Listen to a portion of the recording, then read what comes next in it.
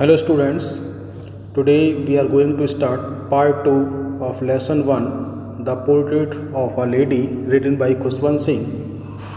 Let's start. When I went up to university, जब मैं university गया, I was given a room of my own. मुझे मेरा अलग से कमरा दे दिया गया. The common link of friendship was snapped. जो common link था दोस्ती का, अब वो टूट गया था. My grandmother accepted her seclusion with resignation. मेरी दादी जी ने अपने अकेलेपन को बिना किसी विरोध के स्वीकार कर लिया था. She rarely left her spinning wheel to talk to anyone. वह मुश्किल से ही अपने स्पिनिंग व्हील को किसी से भी बातचीत करने के लिए छोड़ा करती थी. From sunrise to sunset, सूर्योदय से लेकर सूर्यास्त तक, she sat by her spinning wheel. वह अपने स्पिनिंग व्हील पर बैठी रहती थी. एंड रेसाइटिंग प्रेयर्स, और प्रेयर्स को रिसाइट करती रहती थी, प्रेयर्स को बोलती रहती थी. Only in the afternoon she relaxed for a while to feed the sparrows. केवल दोपहर में वह थोड़ी देर के लिए स्पैरोज को खाना खिलाने के लिए रिलैक्स करने के लिए उठती थी. While she sat in the verandah, जब वो बरामदे में बैठी होती थी. Breaking the bread into little bits, छोटे छोटे टुकड़ों में ब्रेड को या रोटी को तोड़ते हुए. Hundreds of little birds collected round her. बहुत सारी सैकड़ों बर्ड्स उन्हें चारों तरफ से उनके चारों तरफ इकट्ठी हो जाती थी. क्रिएटिंग अ वेरिटेबल बेडलम ऑफ चिरपिंग्स, और एक चहचहाने का पागल खाना सा बना देती थी. Some came and perched on her legs, कुछ आती थी और उनके पैरों पर चढ़ जाती थी. Others on her shoulders, कुछ उनके कंधों पर बैठ जाती थी.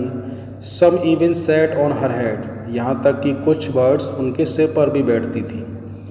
She smiled but never shooed them away. वो मुस्कुराती थी लेकिन कभी उन्हें शू नहीं करती थी, कभी उन्हें भगाती नहीं थी. It used to be the happiest half hour of the day for her. ये उनके लिए सबसे अच्छा दिन का सबसे अच्छा आधा घंटा होता था. When I decided to go abroad for further studies, जब मैंने फर्दर स्टडीज़ के लिए अब्रॉड जाने का फ़ैसला किया. I was sure my grandmother would be upset. तो मुझे पूरा विश्वास था, भरोसा था कि मेरी ग्रैंडमदर अपसेट हो जाएंगी, परेशान होंगी. I would be away for 5 years, मैं उनसे 5 साल तक दूर रहने वाला था. And at her age one could never tell, और उनकी एज पर कोई कभी भी कुछ नहीं कह सकता था. कभी भी उनको कुछ भी हो सकता था, कभी भी उनकी डेथ हो सकती थी. But my grand mother could, लेकिन मेरी दादी जी कर सकती थी, उन्होंने किया. She was not even sentimental, वो बिल्कुल भी भावुक नहीं हुई. She came to leave me at the railway station. वो मुझे सी ऑफ करने के लिए रेलवे स्टेशन आई.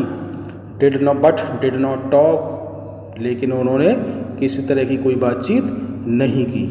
और show any emotion, और ना ही उन्होंने किसी तरह का इमोशन शो किया. Her lips moved in prayer, उनके होंठ प्रेयर में हिलते रहे. Her mind was lost in prayer, उनका माइंड प्रेयर में खोया रहा. Her fingers were busy telling the beats of her rosary. उनकी जो उंगलियां थीं अपने रोजरी की बीट्स को टेल करते में, रोजरी की बीट्स को फेरने में बिजी रही. Silently she kissed my forehead. चुपचाप उन्होंने मेरे माथे को चूमा. And when I left, और जब मैंने स्टेशन को छोड़ा, I cherished the most imprint as perhaps the last sign of physical contact between us. तो मैंने उस इम्प्रिंट को जो चूमने से आया था मेरे फोरहेड पर, मैंने उस यादगार को सजो कर रखा, क्योंकि शायद ये हम दोनों के फिजिकल कांटेक्ट का ये अंतिम निशान था. But that was not so, लेकिन ऐसा नहीं हुआ. After 5 years I came back home. 5 साल के बाद मैं वापस घर आया. And was met by her at the station, और स्टेशन पर उनसे मिला. She did not look a day older, वो एक दिन भी और बूढ़ी दिखाई नहीं देती थी. She still had no time for words, उनके पास अभी भी बातचीत करने के लिए समय नहीं था। And while she clasped me in her arms, और जब उन्होंने मुझे अपनी बाहों में जकड़ा, जब उन्होंने मुझे अपने गले से लगाया, I could hear her reciting her prayers, तो मैं उनकी प्रेयर्स को रिसाइट करते हुए सुन पाया। Even on the first day of my arrival, हालांकि ये मेरे आने का पहला दिन था। Her happiest moments were with her sparrows, लेकिन उनके जो सबसे अच्छे मोमेंट्स थे, सबसे खुशनुमा जो मोमेंट्स थे, वो उनके स्पैरोज़ के साथ थे।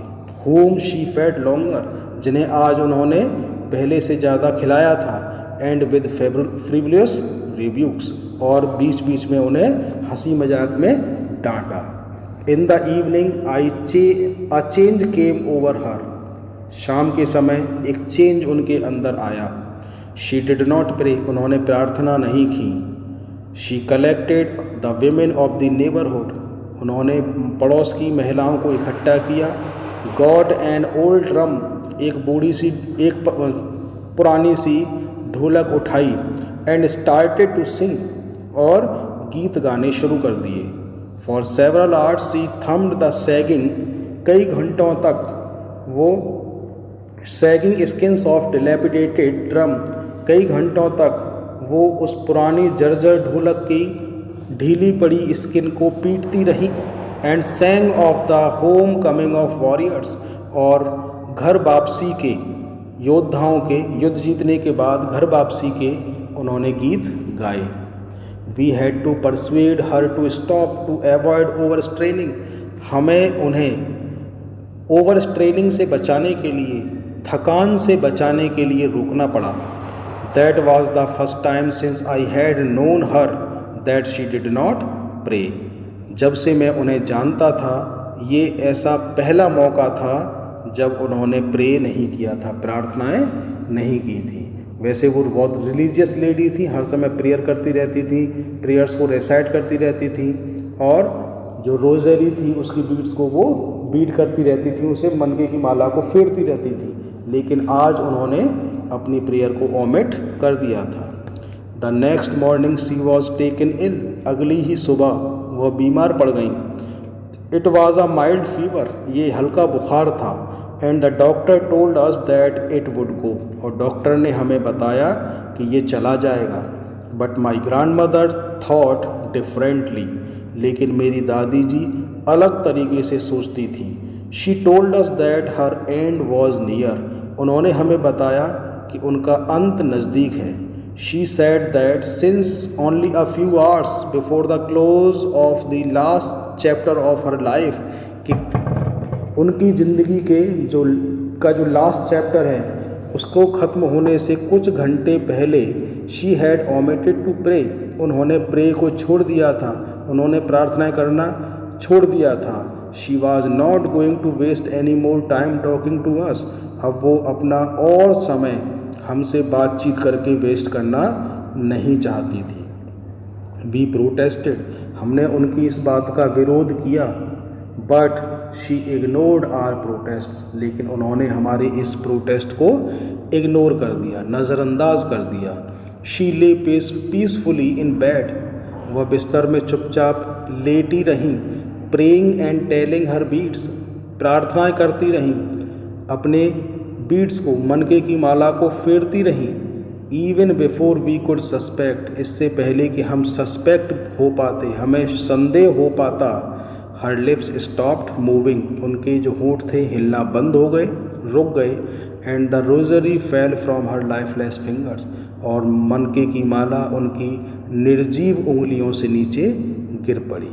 अ peaceful pallor spread on her face, एक शांति भरा पीलापन उनके चेहरे पर छा गया। And we knew that she was dead, और हमें पता चल गया कि वो इस दुनिया में नहीं रहीं, उनकी डेथ हो गई। We lifted her off the bed, हमने उन्हें बिस्तर से नीचे उतार लिया। एंड एज कस्टमरी, और जैसा कि रीत रिवाज होती है, laid her on the ground, हमने उन्हें ज़मीन पर लिटा दिया। And covered her with a red shroud, और एक लाल रंग के कफन से उन्हें ढक दिया। After a few hours of mourning, कुछ घंटों के शोक करने के बाद we left her alone to make arrangements, हमने उन्हें अकेला छोड़ दिया अरेंजमेंट्स करने के लिए, फॉर हर फ्यूनरल, उनकी फ्यूनरल के। In the evening we went to her room, शाम के समय जब हम उनके कमरे में गए, विद अ क्रूड स्ट्रेचर, एक स्ट्रेचर के साथ, to take her to be क्रेमेटेड, उन्हें दाह संस्कार के लिए ले जाने के लिए। द सन वाज सेटिंग, सूर्य अस्त हो रहा था, and had lit her room and verandah with a blaze of golden light, और इसने जगमगा दिया था, इसने चमका दिया था कमरे को और वरांदे को एक सुनहरी लाइट से। We stopped half way in the courtyard, हम आंगन में आधे रास्ते में रुक गए। All over the verandah and in her room, पूरे वरांदे में और उनके कमरे तक, right up to where she lay dead, ठीक वहाँ तक जहाँ वो डेड पड़ी हुई थी। And step wrapped in the red shroud, और लाल कफन में लिपटी हुई थी। Thousands of sparrows sat scattered on the floor, हजारों स्पैरोज फर्श पर बिखरी बैठी थी। देयर वाज नो चिरपिंग, वहाँ किसी भी तरह की चिरपिंग का, चहचहाने की आवाज़ नहीं थी। We felt sorry for the birds, हमें उन बर्ड्स के लिए बहुत बुरा महसूस हुआ। And my mother fetched some bread for them, और मेरी माँ उनके लिए कुछ ब्रेड लेकर आई। She broke it into little crumbs, उन्होंने इस ब्रेड को छोटे छोटे टुकड़ों में तोड़ा। The way my grand mother used to, ठीक वैसे ही जिस तरीके से मेरी दादी जी उन ब्रेड को छोटे छोटे टुकड़ों में तोड़ती थी। And threw it to them, और उनकी तरफ फेंक दिया। The sparrows took no notice of the bread, sparrows ने रोटियों की टुकड़ों की तरफ कोई ध्यान नहीं दिया। When we carried my grandmother's corpse off, जब हम अपनी ग्रैंड मदर की शव यात्रा को लेकर के चले, दे फ्लू अवे क्वाइटली, वे चुपचाप उड़ गई। तो यहाँ स्टूडेंट्स बता रहे हैं कि जो ग्रैंड मदर की डेड बॉडी के पास जो बर्ड्स थी, स्पैरोज थी, वो भी अपनी श्रद्धांजलि देने के लिए आए थे। Next morning the sweeper swept the bread crumbs into the dustbin, अगली सुबह स्वीपर ने उन ब्रेड क्रम्स को, रोटियों के छोटे छोटे टुकड़ों को स्वीप करके, झाड़ के डस्टबिन में डाल दिया। So that was the story students. I hope you all understood the story. Thank you.